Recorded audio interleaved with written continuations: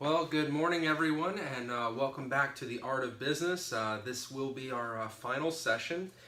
So thankful for Mike and Kelly and everybody here at 1201 who partnered with us to be able to, us at General Media Consulting, to be able to offer this class to you guys free of charge. For them to allow us to use the space and everything is just fantastic, and a lot of really great things going on here, so I'm glad you guys could all participate. These videos also are online for you. If you go to generalmediaconsulting.com, hit the drop down arrow at the top of the page, and there's a place that says the Art of Business. So these videos will be there for you in case you want to kind of follow up or email me with any questions that you have beyond just this class. As you know, the mission of what we're doing, the whole purpose of the Art of Business is we are on mission to essentially build up and equip 100 wise, community-minded business leaders here in Palm Beach County before January 2022, and we're doing that through practical education and experiential learning. And you guys are really the first class to go through this four session learning opportunity, and so I definitely would invite your feedback via email and or just talk to me about it, and let's see what we can do to constantly make this something better, something more valuable as we continue to seek to fulfill our mission.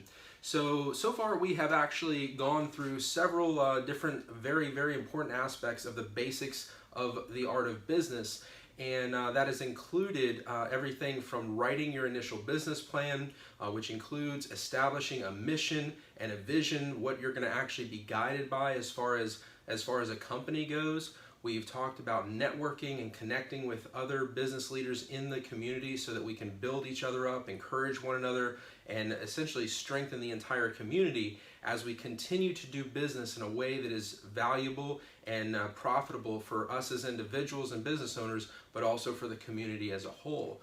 And then we talked a little bit about marketing, which there's so many marketing dollars that are spent each and every year. A lot of it is a lot of waste. However, we talked about really the basics of being able to utilize marketing as a driving force of your business.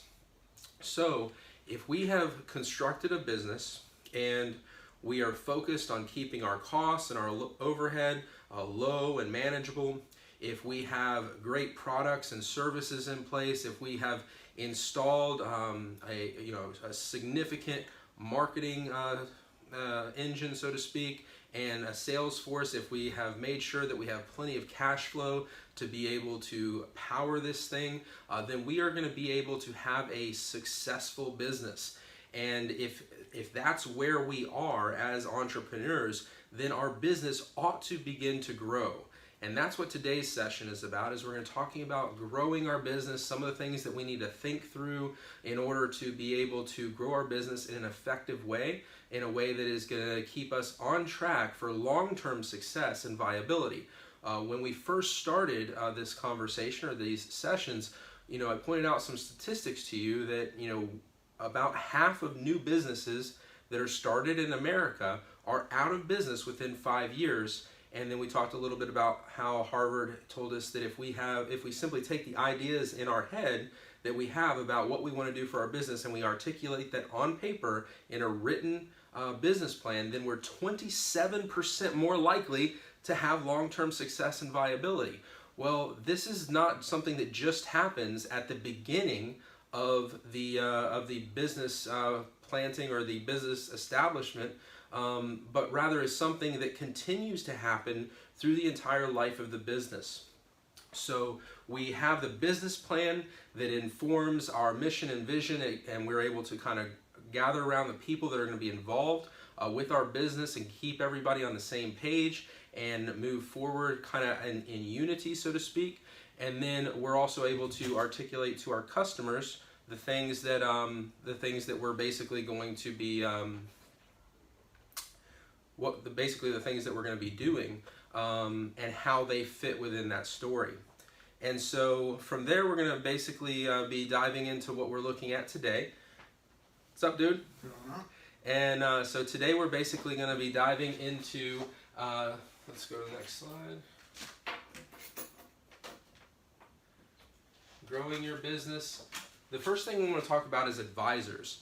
And so essentially when we establish a business, it's always good to have advisors. Now I'm not saying you have to have a board of directors where you have to kind of get every decision approved or some huge like bureaucracy, but having wise people who have kind of done what you were trying to do before, having those mentors in your life is super, super important. And that's not just your primary business. Like in my business, business marketing, I might have an advisor from my alma mater at my university, but I also might want to have somebody who's in accounting or legal in those different areas that's related to what I'm trying to deliver to my customers. So developing, having a good group of advisors, now that should have started from the get-go, especially in writing your business plan, because you want to run that business plan by other people and essentially allow them to have an opportunity to think through what you're doing and give you some insight, because a lot of times we have blind spots, honestly, right? Anytime we plan stuff, sometimes we have blind spots, right? And so we need advisors to help us with those sorts of things. So that's going to be important to the long-term growth of the business. The next thing you want to think about is efficiencies and automation. This should be happening through the entire process of developing your business. Anything that you can utilize software for that's going to reduce the amount of time and effort and work that you have to spend on something. Like for instance, if you're running a digital media company and you're shooting film and things, a high-speed internet connection can significantly reduce the amount of time that you do, your production time. And your time is valuable, right? And so we want to try and automate and find efficiencies in whatever we do. Like for instance, for me, I do a lot of social media management for my clients. When I added on the software Hootsuite, I was able to, rather than having to go in and post on individual different social media platforms every day, I was able to go in and do all my planning for the week, the month, and so on and so forth, write all my copywriting and sales copy, and set all of that up and automate it, so it just released it at certain times that I specified. That saved me a ton of time and a ton of effort, and it was when you relate the actual investment in that to the actual outcome of it, it's fantastic. So efficiencies and automation. The next thing you want to look at is feedback. I worked for, when I went to North Carolina, I was kind of on hiatus, but I still had to work and stuff, so I got a job at Lone Star Steakhouse as a server, just to make some money to be able to pay rent and stuff like that. And they had a really good training session, or a really good training program to get started. You had to score 100%, otherwise you weren't even allowed to hit the floor as far as serving. So they had extremely high standards in order to be able to serve their customers. But when it comes to feedback, one of the things they taught me was we should crave feedback. Why? Because feedback gives us an opportunity to become better. A lot of times people come to us, we're already scatterbrained all over the place, we're trying to run our businesses, we're going crazy, we got all sorts of stuff going on in our business life, our personal life, and then somebody comes with us with a criticism, and our first reaction is typically like, shh, dude, whatever, get out of here, right? We're like, we don't want to receive that. But if we humble ourselves, listen to what they're saying, if what they're saying is true, then that's gold.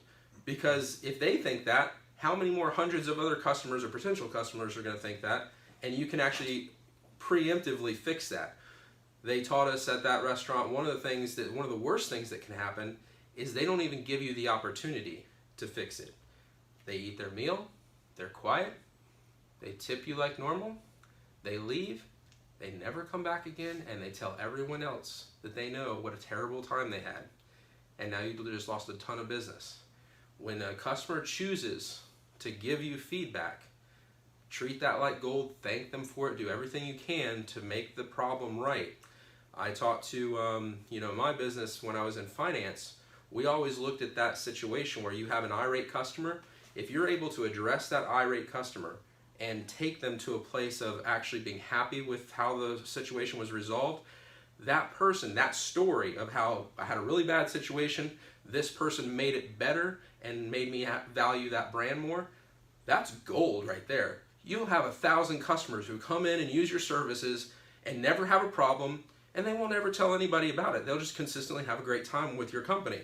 But the person who you fix their problem, those are going to be the people that are most vocal about how great you are. So every time you have an opportunity to fix a problem that someone has related to your company, that's gold. Those are case studies in great customer service. And so that's how we have to think about feedback like that.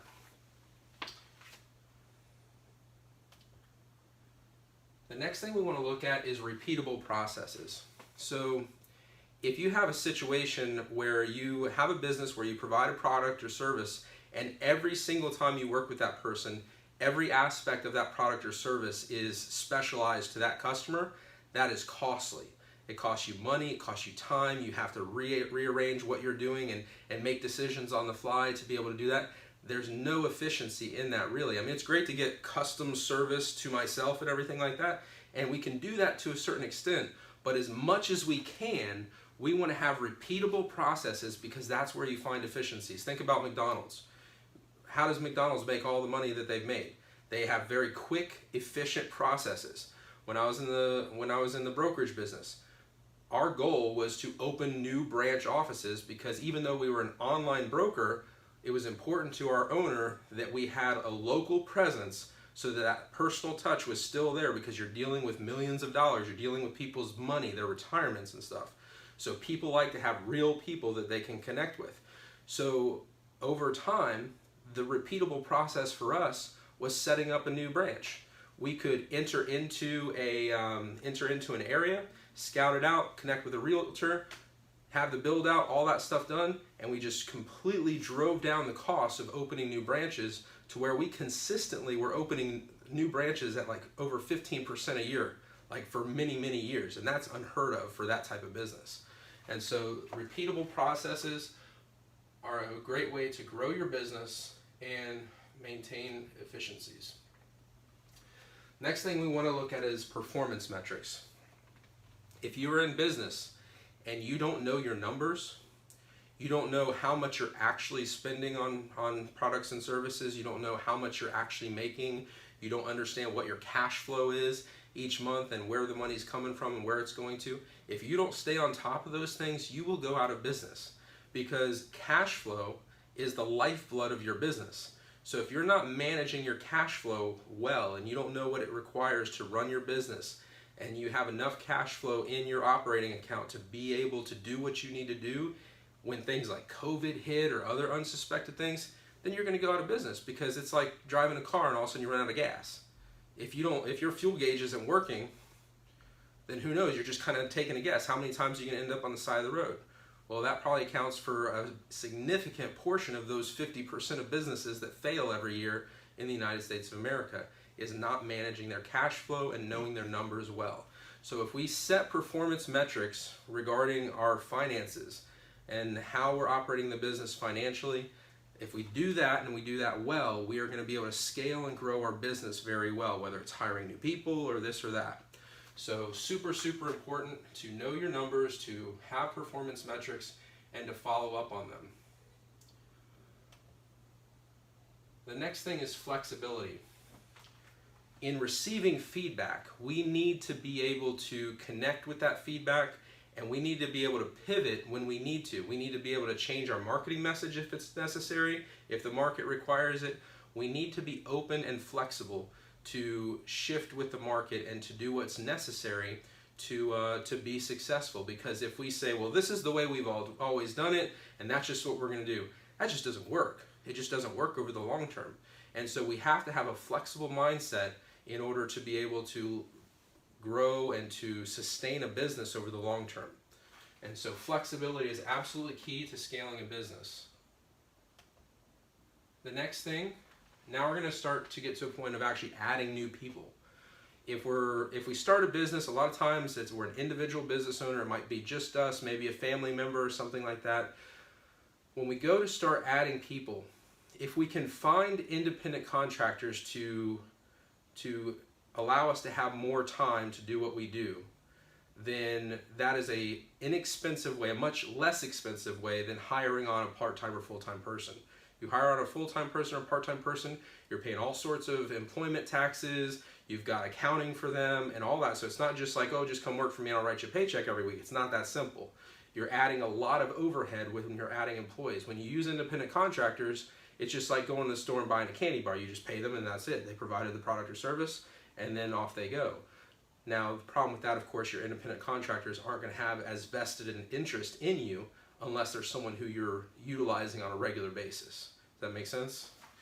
And so hiring independent contractors, like again, just as an example for me, if I can make $100 to $200 an hour with my time, and I'm working, let's say, 40 to 60 hours a week, it makes no sense at all for me to be fixing the toilet at my office when I could be sitting in front of a client potentially earning $100 to $200 an hour, and I can pay a plumber to come and do that for $25 to $35 an hour, right? And so we have to make smart decisions, not be penny shy and dollar foolish. And so when we're talking about using independent contractors and we're talking about bringing people in who can do things for us that take busy work off of us, or even let's talk about maybe a virtual assistant. That's a huge thing these days with people working from home. If I have somebody who can run errands for this and that, like digitally and do these things, or even if I have a local assistant who does that and they're on a contract basis, that's fantastic. You know, how much time do I spend running, getting my dry cleaning and running here and running that? If I can pay somebody, you know, $9 an hour to do that, and I can be making $100 to $200 an hour, then I want to be investing my time wisely, right? That's just good stewardship. So when you go to hire employees, growing, scaling a business, you want to hire employees who are going to be able to do the job that needs to be done. You want to look at the job description, find someone who has the skill set to do that, and then also make sure that they have the type of personality and attitude that actually matches the corporate culture that you're trying to establish, so that they fit in, they connect, they're able to find their place within what you're trying to do. You want to have somebody who's passionate about what your story is. Just like we invited customers into our story, we're definitely inviting full-time employees and part-time employees into our story. And so we want someone who's like, wow, I want to be a part of what these guys are doing. I'm stoked about it. I'm motivated about that. You can bring those people on board. So if you have someone with the aptitudes to do what needs to be done, who has the right attitude and fits within the culture of the company and whatnot, then you want to kind of look at what kind of skill sets do they have. You know, do they have a college degree? Do they have experience? You know, and they might not have a college degree, but they might have a decade of experience in the industry. So there's so much value in experience. I've actually, I'm mentoring some students from FAU in business, and they are, you know, when I sit down and go over, looking at the SIE, which is the Securities Industry Essentials Test, which is one of the tests that you have to take from FINRA to be able to enter into a lot of brokerage firms nowadays. And as we're studying that, they're like, oh, you know, I'm a finance student, but a lot of this stuff, I really didn't understand how all that worked. Why? Because FINRA gives you stuff that's a lot more practical and what you have to know on a day-to-day basis.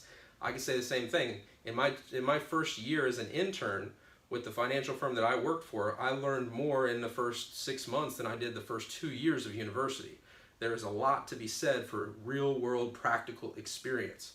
So when you're looking at somebody as a potential employee for your business, not only is it their ability to do the job, not only is it the fact that they fit within the culture, but also do they have the education or the experience or a combination of the two that's going to make them fruitful in that position.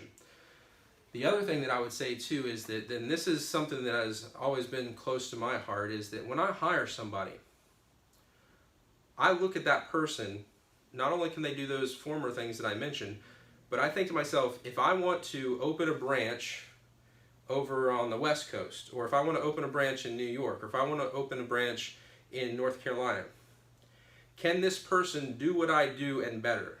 Can I teach this person everything that I know and trust them to go and do what I do to grow my business? So I'm thinking steps down the road, you know, forward, is this person going to be somebody who's going to be able to knock it out of the park and who's going to actually run with this thing with me for a long period of time? Now, some people you're going to hire and they're going to be kind of there and then gone, but if you hire somebody who basically they don't want to grow, they just want to come in and they want to be a secretary, they'll do that, but that's going to kind of slow down your pipeline when you're talking about a growth-oriented company. Because every person that comes in, my mindset is, not only do I want to grow my company, I want to grow that person. I want to see that person be super successful. So if I hire you as an intern, then I want to see you become a stockbroker. And if I hire you as a stockbroker, then I want to see you become a branch manager. If I see you become a branch manager, I want you to eventually be in branch or business or branch development so that you're actually growing the branch network. I'm thinking down the road when I look at that person. If they're not that person, I'm less likely to hire that person than someone who does show those qualities.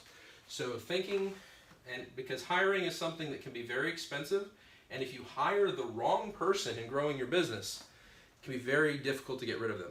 We live in a society that is so much illegal stuff going on, where if you fire someone or let them go, you can't just flippantly let someone go. If they're on board and you hired them and they're doing their job according to their job description, but they suck, and you don't really want them in your business anymore because they're just not fitting in, it can be very difficult to get rid of them. You have to start documenting errors that they've made and sources like that in order to be able to say, this was the reason we let them go. Otherwise, they will sue you. And so we need to be aware of that as we're growing our businesses.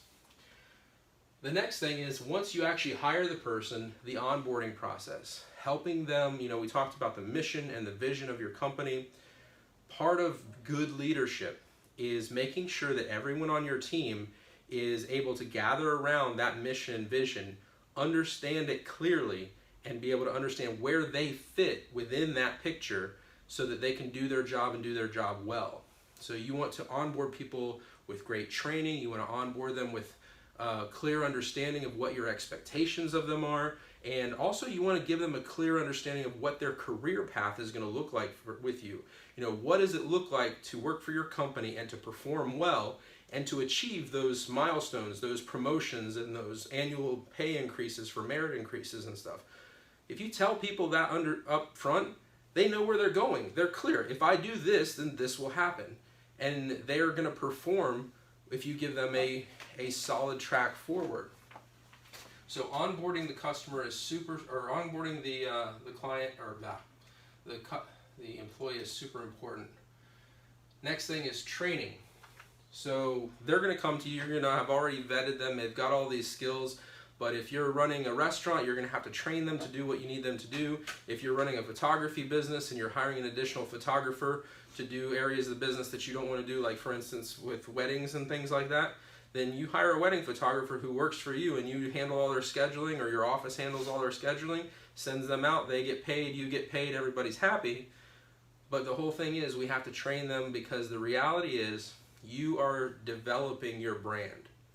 Your brand is a whole lot more than just your logo or the colors that you choose to use on your website and on your stationery. Your brand is the emotion, it is the feeling that the person gets when they interact with your organization. That should be consistent. If everybody's on the same page with the mission and vision, if everybody understands the culture of the company, if everybody does these things, then your brand, who you are as a business, when you walk into a McDonald's, you know what to expect in a McDonald's no matter where you go, right? That's their brand. If you buy a Coca-Cola, you know what to expect when you buy a Coca-Cola. That's their brand. There's this form of Americana. It's a good soda. It's an American thing. We do the Coca-Cola thing, right? And so our brand is super, super valuable, because someone screws with your brand and that can cost you a lot of money. And having a strong brand has tremendous amount of value. Think about some of the strongest brands out there. I mean, Harley Davidson, people tattoo their logos on them. I mean, that's a strong brand. If you're a company and people are tattooing the logo of your business on their body, that's a strong, strong brand, right? And so that once you establish that strength in your brand, it's difficult to harm it for the most part, but it can be done, and you want to protect your brand as much as possible. So training people well to do their jobs well, and also to grow into the next position. And that brings us to performance development. You should be sitting down with the people that are involved who work for you. You should be sitting down with them and having conversations with them, I would say at least semi-annually, bare minimum annually. I recommend quarterly personally, so that you can set goals for them based on the goals of the overall organization. So again, they're clear on what is required of them to help the company achieve what it's trying to achieve. So if you're if you last year you sold, I don't know, 200,000 sandwiches for your sandwich shop, and this year you have a goal to sell 300,000. Then the people that are there know, well, oh, if we're going to really hit 300,000 and increase by that much, we better connect with some of the local schools and be able to do some catering events, and we better do this and we better do that. And they know what actions they need to take because they know what the goal looks like. So if you're able to set that for them or help them set that for themselves, and then keep the accountability there so they're focused on actually achieving that, then that's going to get you to where you need to be. Performance development is really about coaching, and you're coaching on a daily basis. You're connecting with them, you're asking them good questions about where they are. They've got an open door policy, so if they're frustrated or they know they have a goal but they're not meeting quota or this or that, they feel completely comfortable coming to you because they know if they miss their quota, your mindset is not, well, if they miss their quota, they're gone and I'll hire somebody else to do it. That should never, ever, ever be our attitude, because remember, we are wise, community-minded business leaders, which means we are all about developing our people and helping them to grow, and in doing so, that's how we grow our business. We focus on building up our people, and our people will focus on building up our business. And so when we're doing performance development, it is all about helping that person to overcome whatever obstacles they're struggling with and to perform better and to have a greater sense of accomplishment in themselves. You are coaching that person to be the very best that they can be within that role and to contribute positively to what they're doing and have a positive experience as well. That keeps people motivated. If I work for somebody who couldn't care less about my actual personal development and professional development, then I'm probably going to not be as motivated to kind of jump up and do whatever needs to be done even when people aren't looking, as I am when I know that my boss cares about me, I know that I have job security, and that he or she wants me to be the best I can possibly be. And I know that because they're investing in me. So performance development systems within your organization, if you have a staff and employees, is super, super important. The next thing is innovation. When you launch a business, there's a business cycle. And the business cycle basically goes like this. You have the embryonic stage. So you've got ideas, you're thinking about things, you're writing things down on your business plan. Then things are going to start to take off, and they're going to take off quickly. And so you're going to have a period of significant growth. But eventually you're going to come to a place of maturity. You're going to have been in business, you're going to have almost saturated the market, you're going to have used all your marketing skills and everything to basically make sure that your brand is well known within the community. And you're going to get to a place where you kind of plateau and you're firing on all cylinders and you're going along and this and that. And it would be great to be able to get to that place and just kind of chill, right? But the problem is that eventually that's going to decline because you have new people coming into the market, you have competition from existing competitors, and a number of other things. So if you get to that plateau and you just kind of stop, then a decline comes. And so what we have to think about when we get to that point in our business cycle is innovation. Think about Apple does this fantastic. They've got a new iPhone, take the same product but just reinvent it ever so often, and then boom, they're off, they're off on another growth spurt, right? Or they come out with something new like the iPad or so on and so forth. New products, new services. If you're a restaurant, it might be a new menu every once in a while. It might be doing a brunch where you never did a brunch before. It could be a number of different things, but when you hit that maturity level, you really need to think about reinventing yourself and what is the next step going to be. Otherwise, you could fall off the table, right? So new products, new things like that, innovation when you're growing and scaling a business, and that is the business cycle. So that's like a standard thing for everybody has to deal with that. It's just a reality, and so innovation is going to be key to growing your business over the long term. Next is succession planning.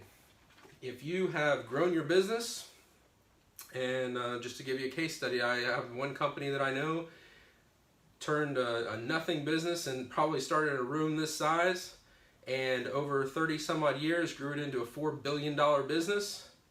Got to that point, and the kids that he had really didn't want to take over the business. There was no one really in-house that really wanted to kind of step up to the plate anymore. A number of other different things. Brought some consultants in. They were kind of at that maturity stage. What's next? And so they ended up selling out their business to a larger competitor. There really wasn't a succession plan in place. But if you're thinking through ahead of time, what is it going to look like for me to transition out of this business and retire, and for someone else to take it over so that the business itself, as a business entity, continues to be a long-term viable business? Not everybody does that. I mean, I know another business where it was, I think, a small plumbing business, and the owner of the business ran the business his whole life. He had kids. They didn't really seem like they wanted to take over the business, and so he basically got to a point where he said, I'm going to retire, and he just shut it down, even though he had a business that was producing a significant amount of income every year. And all it really needed was someone to step in and take the reins, and he just closed the doors, and that was it. And to me, that is just a huge waste, because you have an economic engine within your community with a reputation that just gone. You know, I mean, he could have sold the business, done a number of different things, but just decided to close the doors one day. And so succession planning and what is your exit strategy is always an important thing. And that's not just for a successful business. You know, we talked about when you write your business plan. If you write a business plan and you have certain assumptions as far as what's going to happen, or assertions that what it's going to look like for you to bring this to market, your alternatives say, listen, if what I think is going to happen, if all my studying of the demographics and what it looks like to do business in the community and what kind of pricing I'm going to do, all of that stuff that I put on paper, if it just doesn't work, what is my exit strategy? At what point do I say, you know what, I'm going to cut my losses and I'm going to do something else? You need to think through, what is that? Otherwise you fall in love with a business that's just basically costing you money, you're going to go out of business anyway, right? And so we need to be wise about those things and think about what is our exit strategy one way or the other in the different scenarios.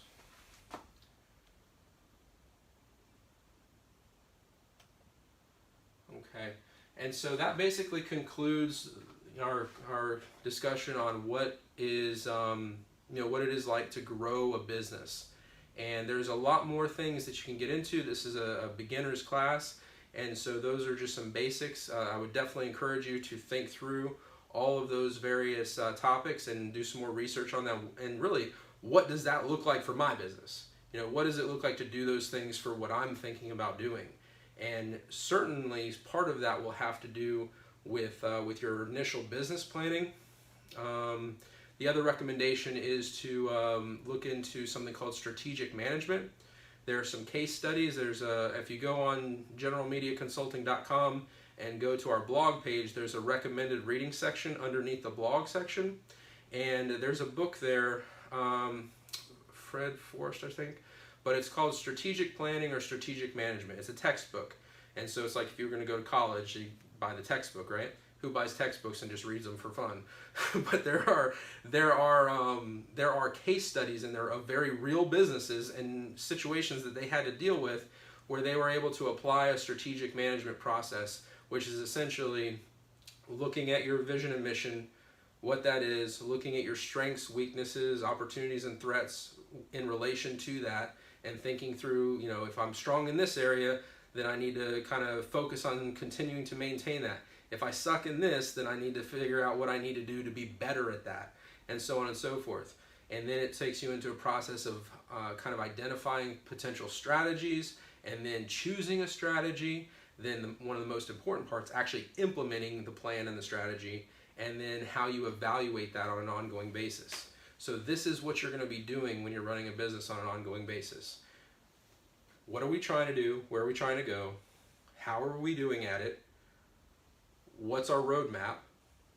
Are we staying on track with the roadmap? And if not, why not? And then we come back around to the mission and vision again and make sure that we're where we are supposed to be. So this is just a process of managing strategically a business. And so that's a great book to read and kind of see what other people have gone through. To me, case studies are freaking invaluable because you can really understand some of the things we go through in order to maintain a strong, fruitful business. And so if you do these things, you will be successful in the art of business. So that concludes our presentation for today. Thank you guys for participating over the last month. And for those of you who will be watching online in the future, if you have any questions, feel free to email me, Justin@generalmediaconsulting.com. happy to meet with you or answer any questions that you might have. And other than that, may God bless you and keep you. May he make his face to shine upon you. May he lift up his countenance toward you and be gracious with you and grant you true shalom.